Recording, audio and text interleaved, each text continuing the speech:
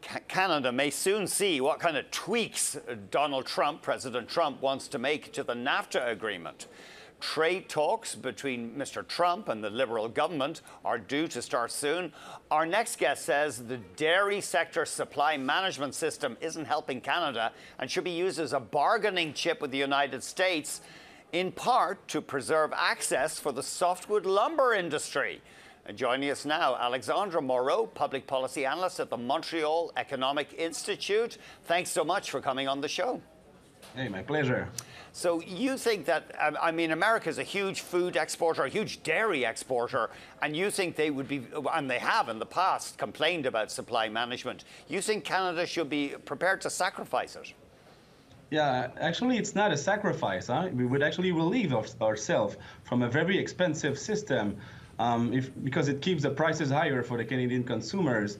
And there is a variety of estimates that talk about a cost that goes from $258 per household to $444. And if you add it up, it costs almost $6 billion a year. So it would actually relieve ourselves for a very expensive system. And I know that critics have said that this falls disproportionately on low-income people who spend more of their money on food.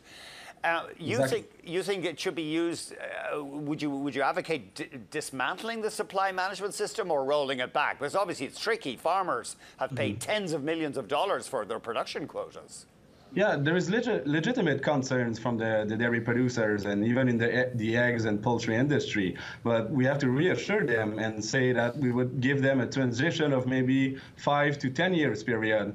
And also with that, we would give them a financial compensation because they had to pay a high amount of money just to earn the right to produce milk, egg or poultry. For the average farm in Quebec, just the value of the quota, it's almost equal to the value of all their what they own. I mean, the farm and the animals and the machinery. So it's very expensive system. So who would fund this? Who would buy them out? The taxpayer? Eventually, the government will have to find a way to compensate the farmers, but in a fair way.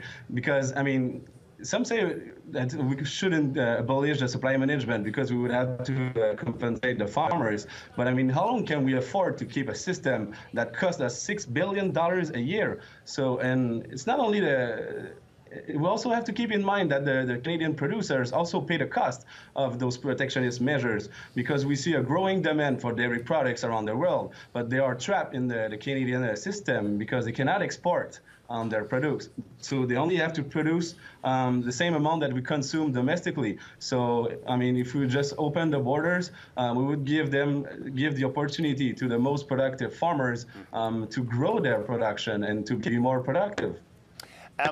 Would you do the same for eggs and chicken and other products where there is a production quota?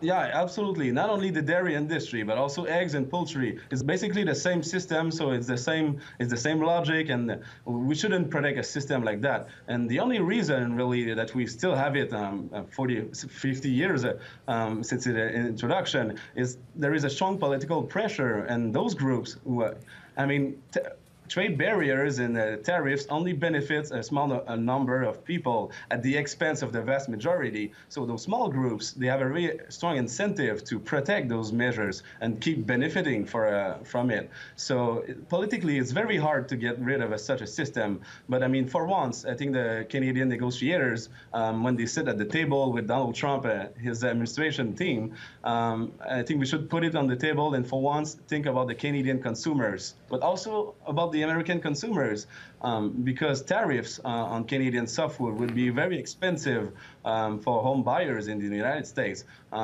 If they would go forward with the 25% tariffs, it could cost, I mean, the price for a new home could increase by $13,000. And if you add it up to every home that has been built, it would be $1 billion a year. So it's always the consumers who pay the price of protectionist measures.